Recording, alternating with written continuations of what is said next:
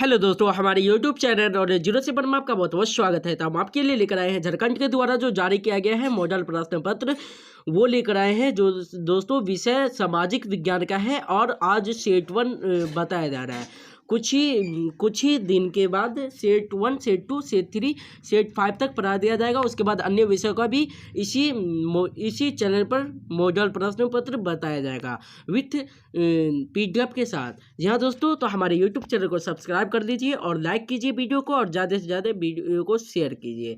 तो चलिए क्वेश्चन को शुरू करते हैं। दोस्तों क्वेश्चन शुरू करने से पहले आपको बता दें कि आप इन सभी प्रश्नों को अच्छी तरह से याद कर लेते हैं तो आपका एग्जाम में बहुत ही क्वेश्चन टपक सकता है। तो आप इन सभी प्रश्नों को याद जरूर कर लीजिएगा। दोस्तों आप भी, अगर आप बिहार के भी स्टूडेंट हैं तो आप इन सभी प्रश्नों को याद कर लीजिएगा, क्योंकि आपके भी बोर्ड में ऐसा ही प्रश्न आता है। तो आपका भी अगर मॉडल प्रश्न पत्र जारी होगा तो हम बता देंगे यहीं पर, इसी चैनल पर आपका सॉल्यूशन भी मिल जाएगा। तो चलिए क्वेश्चन को शुरू करते हैं। दोस्तों क्वेश्चन नंबर 1 है, फ्रांस की क्रांति कब हुई? दोस्तों आप इन सभी प्रश्नों का पहले से उत्तर जानते हैं तो मुझे कमेंट बॉक्स में जरूर बताएं। लास्ट तक जुड़े रहिए। अगर लास्ट तक जुड़े रहते हैं तो आप इन 40 प्रश्नों को बताएंगे कि 40 प्रश्न में से आपको कितना याद था। तो चलिए क्वेश्चन को शुरू करते हैं। दोस्तों क्वेश्चन नंबर 1 है आपका, फ्रांस की क्रांति कब हुई? ऑप्शन नंबर क 1759 ईस्वी में, ऑप्शन नंबर ख 1769 ईस्वी में, ऑप्शन नंबर ग 1789 ईस्वी में, ऑप्शन नंबर घ 1789 ईस्वी में। जी हाँ दोस्तों, तो इसका राइट आंसर होगा ऑप्शन नंबर घ 1789 ईस्वी में। फ्रांस की क्रांति कब हुई थी? तो 1789 ईस्वी में। दोस्तों हम थोड़ा जल्दी में चलेंगे क्योंकि आपका 40 प्रश्न पत्र पर डिस्कस करना है आज। तो चलिए हम क्वेश्चन को 2 को देखते हैं। दोस्तों क्वेश्चन नंबर आपका 2 है, सामाजिक उपबंध नामक पुस्तक का लेखक कौन था? ऑप्शन नंबर क रूसो, ऑप्शन नंबर ख मॉन्टेस्क्यू, ऑप्शन नंबर ग दिदरो, ऑप्शन नंबर घ वॉल्टेयर।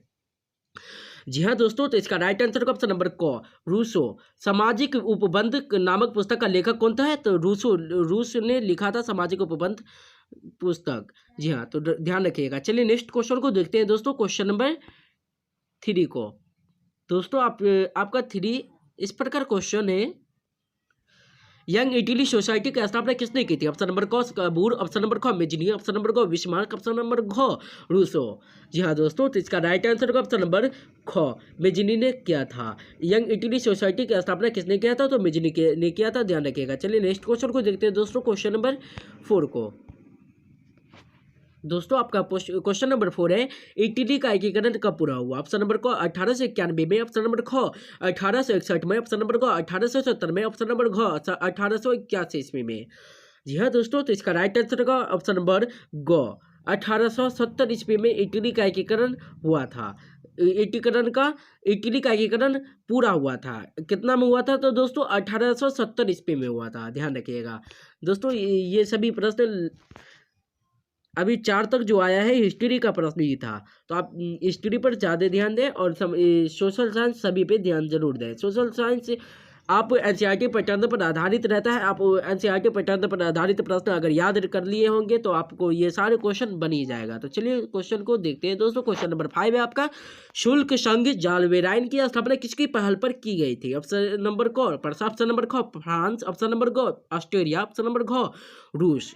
जी हाँ दोस्तों, तो इसका राइट आंसर होगा ऑप्शन नंबर क पर्सा। शुल्क जो संघ जलवरायन की स्थापना किसकी पहल पर की गई थी? तो पर्सा की पहल पर की गई थी, ध्यान रखिएगा। चलिए नेक्स्ट क्वेश्चन को देखते हैं। दोस्तों क्वेश्चन नंबर 6 को, जलियांवाला बाग हत्याकांड कब हुआ? ऑप्शन नंबर क 13 अप्रैल 1919 ईस्वी में, ऑप्शन नंबर ख 15 अप्रैल 1919 ईस्वी में, ऑप्शन नंबर ग 20 अप्रैल 1919 ईस्वी में, ऑप्शन नंबर ग 25 अप्रैल 1919 ईस्वी में। जी है दोस्तों, तो इसका राइट आंसर होगा ऑप्शन नंबर क 13 अप्रैल 1919 ईस्वी में हुआ था जलियांवाला बाग हत्याकांड, ध्यान रखिएगा। चलिए नेक्स्ट क्वेश्चन को देखते हैं। दोस्तों क्वेश्चन नंबर 7 को, दोस्तों आपका क्वेश्चन नंबर 7 है, हिंद स्वराज नामक पुस्तक की रचना किसने की थी? ऑप्शन नंबर क पंडित जवाहरलाल नेहरू, ऑप्शन नंबर ख महात्मा गांधी। दोस्तों आप इसका सही जवाब होगा ऑप्शन नंबर ख महात्मा गांधी। हिंद स्वराज नामक पुस्तक की रचना किसने की थी? तो महात्मा गांधी ने की थी। दोस्तों आपका ऑप्शन नंबर 2 को छूट गया था, लेकिन इसका सही जवाब जो होगा बता दिए हैं, तो ऑप्शन का कोई जरूरत नहीं है। चलिए नेक्स्ट क्वेश्चन को देखते हैं। दोस्तों क्वेश्चन नंबर 8 को, दोस्तों आपका 8 नंबर क्वेश्चन इस प्रकार है, स्वराज हमारा जन्मसिद्ध अधिकार है और हमें इसे लेकर रहेंगे, यह किसने कहा था? ऑप्शन नंबर क doctor Rajendra Prasad, option number ख लाजपत राय, ऑप्शन नंबर ग बाल गंगाधर तिलक, ऑप्शन नंबर घ बिपिन चंद्र पाल।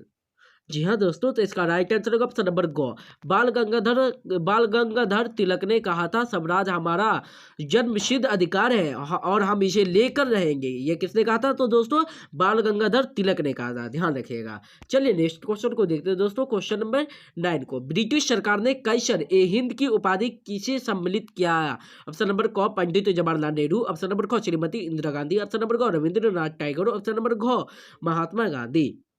जी हाँ दोस्तों, तो इसका राइट आंसर होगा ऑप्शन नंबर घ महात्मा गांधी को ब्रिटिश सरकार ने कैसर ए हिंद की उपाधि दिया था, ध्यान रखिएगा। सम्मिलित किया था या दिया था, इसका सही जवाब ऑप्शन नंबर घ होगा। चलिए नेक्स्ट क्वेश्चन को देखते हैं दोस्तों। क्वेश्चन नंबर 10 को, दोस्तों अभी तक जितने यानी कि 1 से 10 तक सभी प्रश्नों को पढ़े थे वो हिस्ट्री का था। देखिए सीमांत गांधी किसे कहा जाता है? ज्योग्राफी का लग रहा है। ऑप्शन नंबर क महात्मा गांधी, ऑप्शन नंबर ख श्रीमती इंदिरा गांधी, ऑप्शन नंबर ग अब्दुल गफार ये भी हिस्ट्री का है। जी हाँ दोस्तों, हिस्ट्री का है। सीमांत गांधी किसे कहा जाता है? ऑप्शन नंबर क महात्मा गांधी, ऑप्शन नंबर ख श्रीमती इंदिरा गांधी, ऑप्शन नंबर ग अब्दुल गफार खान, ऑप्शन नंबर घ पंडित जवाहरलाल नेहरू। जी हाँ दोस्तों, तो इसका राइट आंसर का ऑप्शन नंबर ग अब्दुल गफार खान को सीमांत गांधी के रूप में जाना जाता है। सीमांत गांधी किसे कहा जाता है? तो अब्दुल गफार खान को कहा जाता है, ध्यान रखिएगा। चलिए नेक्स्ट क्वेश्चन को देखते हैं दोस्तों। क्वेश्चन नंबर 11 को देखिए दोस्तों, ये ज्योग्राफी का यानी कि भूगोल का क्वेश्चन है। तो दोस्तों उत्पत्ति के आधार पर संसाधन कितने प्रकार के होते हैं? ऑप्शन नंबर क 2, ऑप्शन नंबर ख 3, ऑप्शन नंबर ग 4, ऑप्शन नंबर घ इनमें से कोई नहीं। जी हाँ दोस्तों, तो इसका राइट आंसर होगा ऑप्शन नंबर क 2 होता है। तो क्या क्या होता है दोस्तों? एक जैव होता है, एक अजैव होता है। उत्पत्ति के आधार पर कितने संसाधन है? तो 2 है, एक अजैव है और एक जैव है, जैव अजैव है, ध्यान रखिएगा। चलिए नेक्स्ट क्वेश्चन को देखते हैं दोस्तों। क्वेश्चन नंबर 12 को, दोस्तों आपका 12 नंबर क्वेश्चन इस प्रकार है। पंजाब में भूमि निम्नीकरण का निम्नलिखित में से मुख्य कारण क्या है? ऑप्शन नंबर क गहन सिंचाई, ऑप्शन नंबर ख अधिक सिंचाई, ऑप्शन नंबर ग वनोन्मूलन, ऑप्शन नंबर घ पशुचारण। जी हाँ दोस्तों, तो इसका राइट आंसर होगा ऑप्शन नंबर ख अधिक सिंचाई। इसका सही आंसर जवाब होगा पंजाब में भूमि निम्नीकरण का निम्नलिखित में से मुख्य कारण क्या है? अधिक सिंचाई है। इसका सही जवाब होगा ऑप्शन नंबर ख, ध्यान रखिएगा। चलिए नेक्स्ट क्वेश्चन को देखते हैं दोस्तों। क्वेश्चन नंबर 13, प्रथम पृथ्वी सम्मेलन का आयोजन किस वर्ष किया गया? ऑप्शन नंबर क 1992 ईस्वी में, ऑप्शन नंबर ख 1997 ईस्वी में, ऑप्शन नंबर ग 2005 ईस्वी में, ऑप्शन नंबर घ 2012 ईस्वी में। जी हाँ दोस्तों, तो इसका राइट आंसर होगा ऑप्शन नंबर क 1992 ईस्वी में। प्रथम पृथ्वी सम्मेलन का आयोजन किस वर्ष किया गया? तो 1992 ईस्वी में किया गया है, ध्यान रखिएगा। चलिए नेक्स्ट क्वेश्चन को देखते हैं दोस्तों। क्वेश्चन नंबर 14 को, जी हाँ दोस्तों, तो आपका 14 नंबर क्वेश्चन इस प्रकार है। किस राज्य में काली मृदा का मुख्य रूप से नहीं पाया जाता है? यानी कि नहीं पाया जाता है, किस राज्य में नहीं पाया जाता है काली मृदा? तो महाराष्ट्र या गुजरात या मध्य प्रदेश या राजस्थान। तो इसका सही जवाब होगा दोस्तों तो ऑप्शन नंबर घ राजस्थान में नहीं पाया जाता, महाराष्ट्र में भी पाया जाता है, गुजरात में भी पाया जाता है और मध्य प्रदेश में काली मृदा पाया जाता है। तो इसका सही जवाब क्या होगा? घ राजस्थान में काली मृदा नहीं पाया जाता है, ध्यान रखिएगा। चलिए नेक्स्ट क्वेश्चन को देखते हैं दोस्तों। क्वेश्चन नंबर 15 को, जी हाँ दोस्तों, तो आपका 15 नंबर क्वेश्चन इस प्रकार है। इनमें से कौन सी टिप्पणी प्राकृतिक वनस्पति जात और प्राणी जात के ह्रास का सही कारण नहीं है? ऑप्शन नंबर क कृषि प्रसार, ऑप्शन नंबर ख वृहद स्तरीय विकास परियोजनाएं, ऑप्शन नंबर ग पशुचारण और ईंधन लकड़ी एकत्रित करना, ऑप्शन नंबर घ तीव्र औद्योगिकरण और शहरीकरण। जी हाँ दोस्तों, तो इसका राइट आंसर होगा ऑप्शन नंबर ग पशुचारण और ईंधन लकड़ी एकत्रित करना प्राकृतिक वनस्पति जात और प्राणी जात के ह्रास का सही कारण नहीं है। पशुचारण और ईंधन का लकड़ी एकत्रित करना क्या है? वनस्पति और प्राणी जात के ह्रास यानी कि ह्रास का सही कारण नहीं है।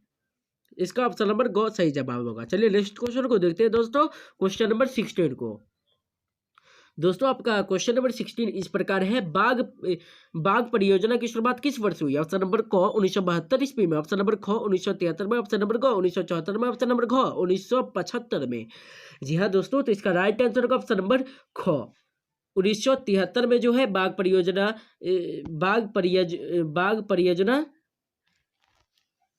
परियोजना की शुरुआत हुई थी। जी हाँ दोस्तों, बाघ परियोजना का शुरुआत कब हुआ था? तो 1973 ईस्वी में हुआ था बाघ परियोजना की शुरुआत कब हुई? 1973 ईस्वी में, ध्यान रखिएगा। चलिए नेक्स्ट क्वेश्चन को देखते हैं दोस्तों, क्वेश्चन नंबर 17 को। दोस्तों आपका 17 नंबर क्वेश्चन इस प्रकार है,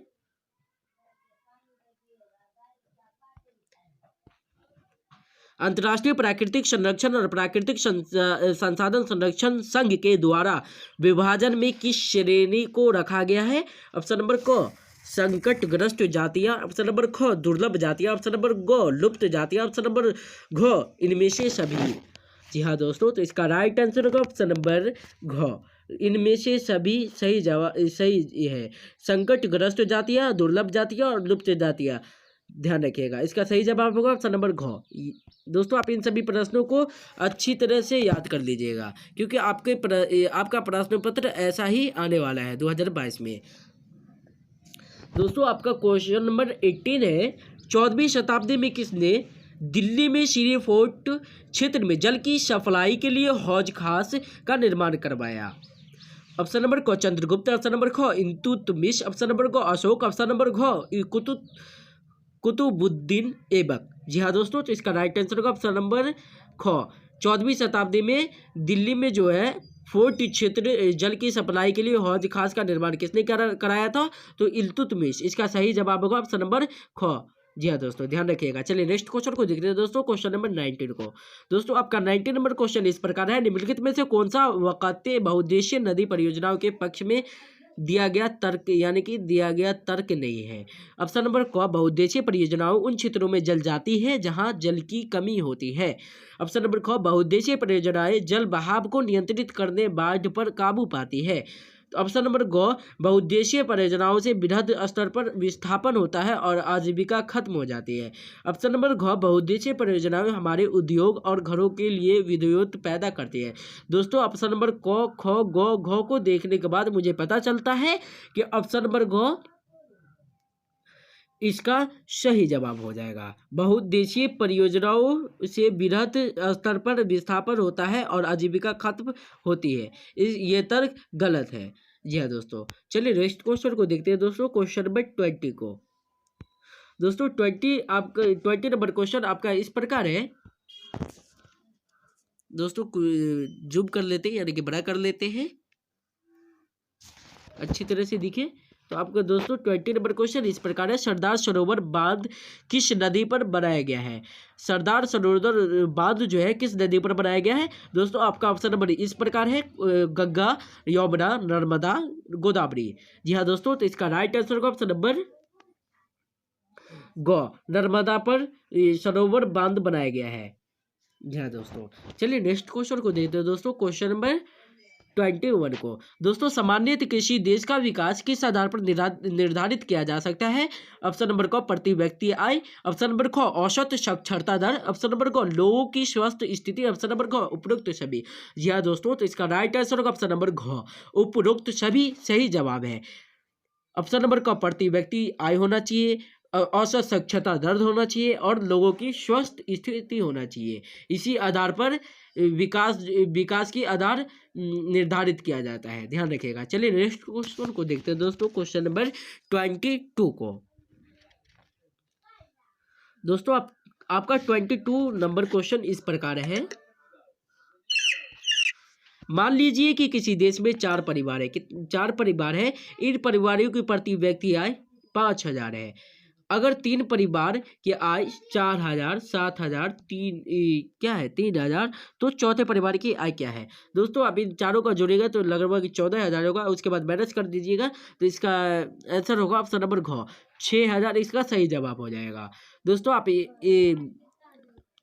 फास्ट में बता रहे तो आप इतना समझ जाए, इशारा से काफ़ी है। तो दोस्तों क्वेश्चन नंबर 23 है दोस्तों। आप 22 को नहीं समझे हैं तो मुझे कमेंट बॉक्स में जरूर बताएं, हम आपको नेक्स्ट पार्ट में कोशिश करेंगे कि बता देंगे। 23 आपका क्वेश्चन नंबर इस प्रकार है, मानव विकास रिपोर्ट देशों की तुलना किस आधार पर करती है? ऑप्शन नंबर क स्वास्थ्य, ऑप्शन नंबर ख शिक्षा, ऑप्शन नंबर ग प्रति व्यक्ति आय, ऑप्शन नंबर घ उपरोक्त सभी। जी हाँ दोस्तों, तो इसका राइट आंसर का ऑप्शन नंबर घ उपरोक्त सभी सही जवाब है। ऑप्शन नंबर क स्वस्थ होना चाहिए, शिक्षा होना चाहिए और प्रति व्यक्ति आय होना चाहिए। मानव विकास रिपोर्ट जो है देशों की तुलना किस आधार पर करती है दोस्तों? तो स्वस्थ, शिक्षा और प्रति व्यक्ति आय, इन तीनों के आधार पर मानव विकास रिपोर्ट की तुलना की जाती है। जी हाँ दोस्तों, तो इसका सही जवाब ऑप्शन नंबर घ होगा। तो देखते हैं दोस्तों क्वेश्चन नंबर 24 को। दोस्तों आपका 24 नंबर क्वेश्चन इस प्रकार है, एक वर्ष में पैदा हुआ प्रति 1000 जीवित बच्चे में से एक वर्ष की आयु से पहले मर जाने वाले बच्चों की संख्या क्या कहलाती है? देखिए दोस्तों, कुछ इस प्रकार आपका क्वेश्चन है, 1000 जीवित है, 1000 जीवित बच्चे एक वर्ष की आयु से पहले, एक वर्ष होने से पहले ही मर जाता है, तो उस बच्चा को क्या करें, क्या कहेंगे? तो दोस्तों इसका साधारण भाषा में आप जवाब दे सकते हैं शिशु मृत्यु दर, यानी कि 1 साल पूरने से पहले, 1 साल होने से पहले ही बच्चा मर जा रहा है, तो उसको क्या कहते हैं? शिशु मृत्यु दर। ध्यान रखिएगा। चलिए नेक्स्ट क्वेश्चन को देखते हैं दोस्तों, क्वेश्चन नंबर 25 को। दोस्तों वनोत्पादन संग्रह करना किस क्षेत्र की गतिविधि है? ऑप्शन नंबर क द्वितीयक, ऑप्शन नंबर ख प्राथमिक, ऑप्शन नंबर ग तृतीयक, ऑप्शन नंबर घ चतुर्थक। जी हाँ दोस्तों, तो इसका राइट आंसर होगा ऑप्शन नंबर ख प्राथमिक कहा जाता है। वनोत्पादक संग्रहण करना किस क्षेत्र की गतिविधि है? तो प्राथमिक की है। ध्यान रखिएगा। चलिए नेक्स्ट क्वेश्चन को देखते हैं दोस्तों, क्वेश्चन नंबर 26 को। दोस्तों आपका 26 नंबर क्वेश्चन आपका इस प्रकार है, वह क्षेत्रक जो सरकार द्वारा पंजीकृत होते हैं और उन्हें सरकारी नियमों और अधिनियमों का अनुपालन करना होता है कहलाते हैं। जैसे वो क्षेत्रक जो सरकार द्वारा पंजीकृत, यानी कि सरकार के द्वारा नियमों और विनियमों का अनुपालन करता है, यानी कि अनुपालन करता है, उसको क्या कहते हैं? संगठित क्षेत्र या असंगठित क्षेत्र, या संगठित और असंगठित दोनों, या इनमें से कोई नहीं। जी हाँ दोस्तों, तो इसका राइट आंसर होगा ऑप्शन नंबर को संगठित क्षेत्र कहा जाता है। ध्यान रखिएगा। चलिए नेक्स्ट क्वेश्चन को देखते हैं दोस्तों, क्वेश्चन नंबर 27 को। दोस्तों आप इन सभी प्रश्नों को रट लीजिएगा, क्योंकि आपका क्वेश्चन ऐसा ही आएगा, आपका क्वेश्चन टकराएगा इन सभी सेट में, सेट 1, सेट 2, सेट 3, सेट 5। हम आपको पूरा का पूरा सेट यही यूट्यूब चैनल नॉलेज 07 पे बताया जाएगा। तो आप हमारे यूट्यूब चैनल को सब्सक्राइब जरूर कर लीजिए। अगर वीडियो अच्छी लग रही है तो वीडियो को जरूर लाइक कीजिए और ज़्यादा से ज़्यादा शेयर कीजिए दोस्तों। तो चलिए क्वेश्चन नंबर 27 देखते हैं दोस्तों। क्वेश्चन नंबर इस प्रकार है, रमेश, सुरेश, नरेश और राकेश 4 भाई है। रमेश खेतों में काम करता है और सुरेश किसी फैक्ट्री में मजदूरी करता है। नरेश एक शिक्षक है और राकेश एक टैक्सी ड्राइवर है। इनमें से किसी कार्य यानी कि सेवा क्षेत्र में अंतर्गत ये जो 4 काम किया है उसमें से सेवा क्षेत्र कौन होता है? रमेश खेतों में काम करता है, तो ये बिल्कुल गलत है, ये सेवा क्षेत्र के अंतर्गत नहीं आता है। सुरेश भी किसी फैक्ट्री के मजदूरी में काम करता है, ये भी सेवा क्षेत्र के अंतर्गत नहीं आता है। एक शिक्षक है और नरेश एक शिक्षक है। नरेश क्या है? एक शिक्षक है और राकेश एक टैक्सी ड्राइवर। तो ये दोनों क्या कर रहे हैं? एक सेवा क्षेत्र के अंतर्गत आता है। तो इसका सही जवाब होगा दोस्तों ऑप्शन नंबर गो, नरेश और राकेश इसका सही जवाब हो जाएगा। ऑप्शन नंबर को इसका सही जवाब होगा। चलिए नेक्स्ट क्वेश्चन को देखते हैं दोस्तों। क्वेश्चन नंबर 28 आपका इस प्रकार क्वेश्चन है दोस्तों, रोहन एक अनुशल बेरोजगार युवक है। वह रोजगार की गारंटी देने वाली सरकारी योजना मनरेगा जो होता है, मनरेगा के तहत अपना पंजीयन करवाता है। रोहन को वर्ष में कितने दिनों को रोजगार की गारंटी मिलेगी? ऑप्शन नंबर को 200, ऑप्शन नंबर ख 365, ऑप्शन नंबर गो 100, ऑप्शन नंबर घ 250। जी हाँ दोस्तों, तो इसका राइट आंसर होगा ऑप्शन नंबर गो 100। देखिए मनरेगा जो होता है ना, मनरेगा के तहत अपना पंजीयन करवाता है। रोहन को वर्ष में कितने दिनों के रोजगार की गारंटी मिलेगी? रोहन एक वर्ष में कितना? 100। जी हाँ दोस्तों, 100 दिनों को। चलिए नेक्स्ट क्वेश्चन को देखते हैं दोस्तों। क्वेश्चन नंबर 29 को। दोस्तों आपका 29 नंबर क्वेश्चन इस प्रकार है। एक खेत में लक्ष्मण और उसके परिवार के 4 व्यक्ति काम करते हैं, जिसमें सालाना 20 क्विंटल गेहूं उत्पादन होता है। लक्ष्मण के चचेरे भाई करण 1 वर्ष तक लक्ष्मण और उसके परिवार साथ मिलकर कार्य करता है, परंतु उस वर्ष कुल उत्पादन में कोई वृद्धि नहीं है। देखिए दोस्तों, क्विंटल जिसमें सालाना एक खेत में लक्ष्मण और उसके परिवार के 4 व्यक्ति यानी कि 4 व्यक्ति काम करते हैं, जिसमें सालाना 20 यानी कि सालाना 20 क्विंटल गेहूं आता है, उत्पादन होता है। लक्ष्मण के चचेरे भाई जो है 1 वर्ष तक लक्ष्मण और उसके परिवार साथ मिलकर कार्य किया, परंतु उस वर्ष कुल उत्पादन को वृद्धि नहीं है, यानी कि काम किया, कुछ वृद्धि नहीं है हुआ। परिस्थिति को किस श्रेणी में रखा गया है? ऑप्शन नंबर क मौसमी बेरोजगारी, ऑप्शन नंबर क प्रच्छन्न बेरोजगारी, ऑप्शन नंबर क शहरी बेरोजगारी, ऑप्शन नंबर क शिक्षित बेरोजगारी। जी हाँ दोस्तों, तो इसका राइट आंसर होगा ऑप्शन नंबर ख, प्रच्छन्न बेरोजगारी के अंतर्गत श्रेणी में रखा गया है, ध्यान रखिएगा। चलिए नेक्स्ट क्वेश्चन को देखते हैं दोस्तों। क्वेश्चन नंबर 30, अर्थव्यवस्था में प्रत्येक क्षेत्र के अंतिम उत्पाद की ही गणना क्यों की जाती है? ऑप्शन नंबर क बेरोजगारी से बचने के लिए, ऑप्शन नंबर ख दोहरी गणना की समस्या से बचने के लिए, ऑप्शन नंबर ग अधिक लागत की समस्या से बचने के लिए, ऑप्शन नंबर ग इनमें से कोई नहीं। अर्थव्यवस्था में प्रत्येक क्षेत्र के अंतिम उत्पाद की ही गणना क्यों की जाती है? दोस्तों इनमें से कोई नहीं होगा इसका सही जवाब। दोस्तों मुझे लग रहा है क्या होगा, मुझे कमेंट बॉक्स में इसका जरूर ये मुझे त्रुटि यानी कि त्रुटि आंसर दिख रहा है, तो आप मुझे कमेंट बॉक्स में ज़रूर बताएं इसका आंसर क्या होगा। चलिए 21 को देखते हैं, लेकिन इसका देखा जाए तो घ नहीं होगा। चलिए नेक्स्ट क्वेश्चन को देखते हैं दोस्तों। 30 को हम नेक्स्ट पार्ट में बता देंगे, वैसे आपका इसका सही जवाब क्या होगा। 31 है दोस्तों, सत्ता की साझेदारी के संबंध में निम्न में से कौन कथन असत्य है? ऑप्शन नंबर क सत्ता की साझेदारी लोकतंत्र के लिए लाभकारी है, ऑप्शन नंबर ख इससे सामाजिक समूहों में टकराव का अंदेशा घटता है, ऑप्शन नंबर ग यह अस्थिरता एवं आपसी फूट को बढ़ाती है, ऑप्शन नंबर घ सत्ता में लोगों की भागीदारी बढ़ाती है। जी हाँ दोस्तों, तो इसका राइट आंसर होगा ऑप्शन नंबर घ, सत्ता में लोगों की भागीदारी बढ़ाती है। सत्ता की साझेदारी के संबंध में निम्न में से यानी कि कौन कथन असत्य है, यानी कि कौन गलत है? तो ये ऑप्शन नंबर घ एकदम गलत है, बिल्कुल गलत है।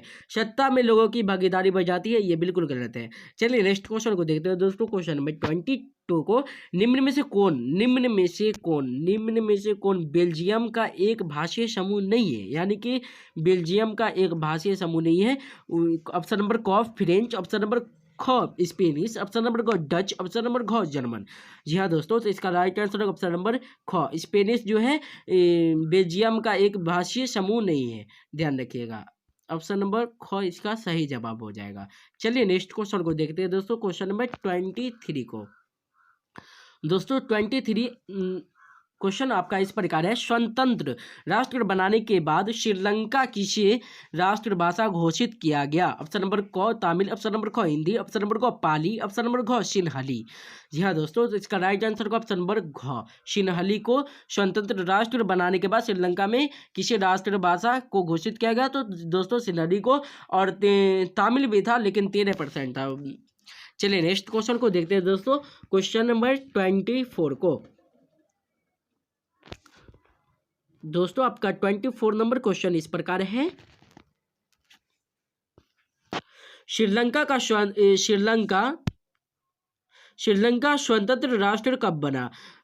ऑप्शन नंबर क 1945 ईस्वी में, ऑप्शन नंबर ख 1946 ईस्वी में, ऑप्शन नंबर क 1947 ईस्वी में, ऑप्शन नंबर क 1948 ईस्वी में।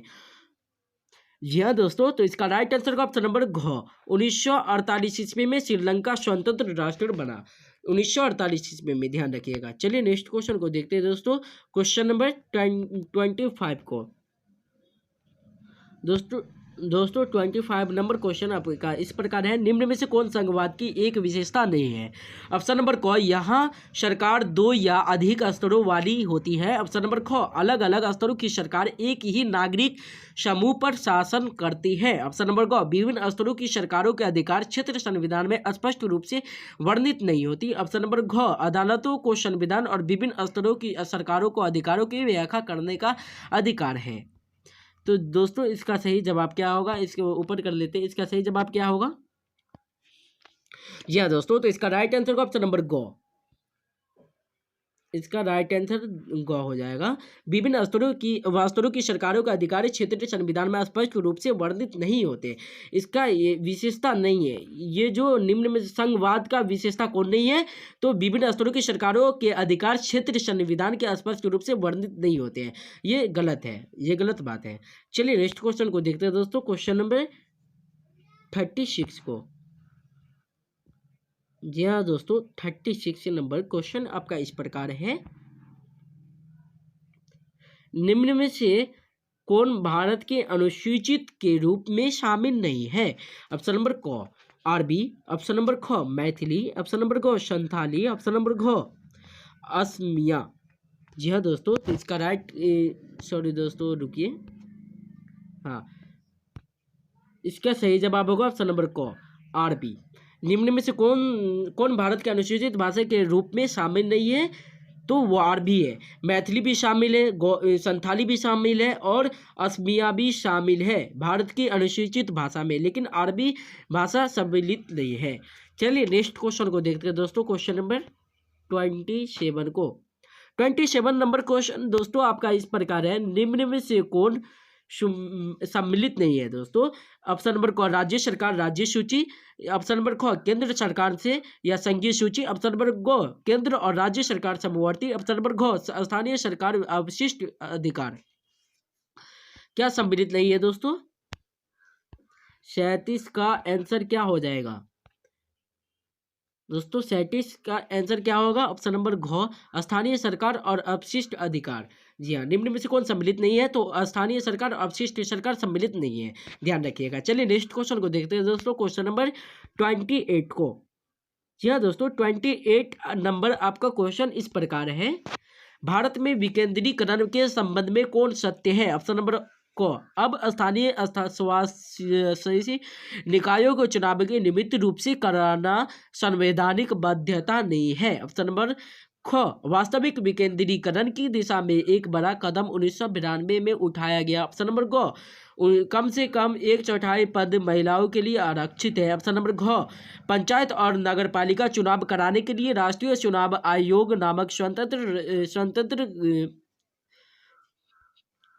स्वतंत्र संस्था का संगठन है।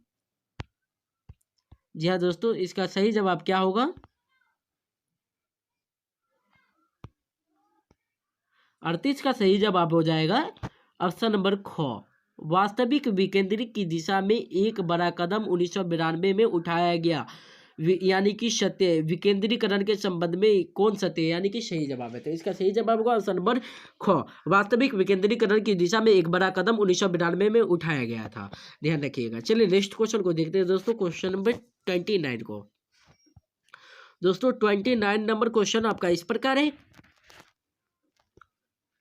निम्न में से कौन सम्मिलित नहीं है? सुमेलित दे दिया, लेकिन सम्मिलित होना चाहिए, सम्मिलित नहीं है। ऑप्शन नंबर क, वर्ग विशेष की हित समूह किसी विशेष तबके या समूह के हित को बढ़ावा देने वाले संगठन या राजनीतिक दल, ऐसे संगठन जो राजनीतिक सत्ता पाने के लिए गरज से लोगों को लामबंद करता है।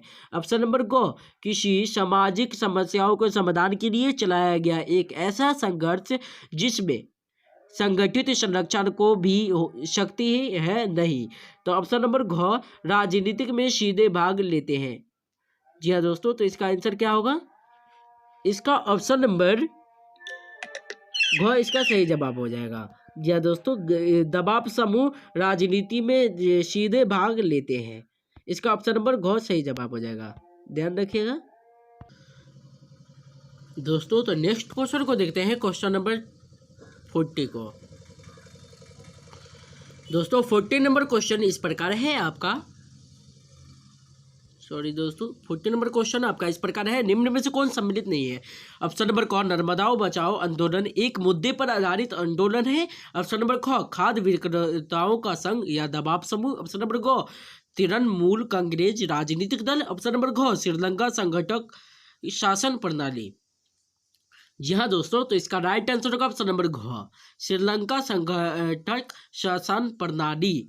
तो दोस्तों आपको आपका पूरा क्वेश्चन का सॉल्यूशन मिल चुका है, तो आप इन सभी प्रश्नों को अच्छी तरह से याद कर लीजिएगा, क्योंकि आपके एग्जामिनेशन बोर्ड के लिए बहुत ही इंपॉर्टेंट क्वेश्चन है इन सभी ये सभी प्रश्न। तो आप इन सभी प्रश्नों को अच्छी तरह याद कर लीजिएगा दोस्तों। आप हम बता दिए हैं 40 प्रश्नों का उत्तर। तो दोस्तों 2021 से 2022 के लिए अगर आप तैयारी कर रहे हैं तो आप इन सभी प्रश्नों को अच्छी तरह से जरूर याद कर लीजिएगा दोस्तों। अगर आपको चैप्टर वाइज तैयारी करना है तो हमारे यूट्यूब चैनल पर अवेलेबल है, तो आप देख सकते हैं। अगर नॉन हिंदी का तैयारी करना चाहते हैं चैप्टर वाइज तो आप दोस्तों तैयारी कर सकते हैं, या मैथिली का या सामाजिक विज्ञान का अभी शुरू ही किया जाता है चैप्टर वाइज, और सब्जेक्टिव क्वेश्चन हम दे देंगे आपको, गेस क्वेश्चन। तो आप गेस अगर क्वेश्चन पढ़ लेते हैं तो आपका एग्जाम में अच्छा से अच्छा मार्क आ सकता है। तो दोस्तों अगर अभी तक आपको अगर हमारी वीडियो अच्छी लगी हो तो प्लीज़ लाइक कीजिए और ज़्यादा से ज़्यादा शेयर कीजिए। अगर हमारे यूट्यूब चैनल पर नए हैं तो प्लीज़ सब्सक्राइब कर लीजिए, और दोस्तों नोटिफिकेशन ऑल पर जरूर दबा दीजिएगा ताकि सबसे पहले आप तक नोटिफिकेशन आप तक पहुंचे। जी हाँ दोस्तों, तो सेट 2 हम आज ही डालने की कोशिश करेंगे, नहीं तो कल जरूर हो जाएगा। चलिए जब तक के लिए बाय, नेक्स्ट पार्ट में मिलते हैं।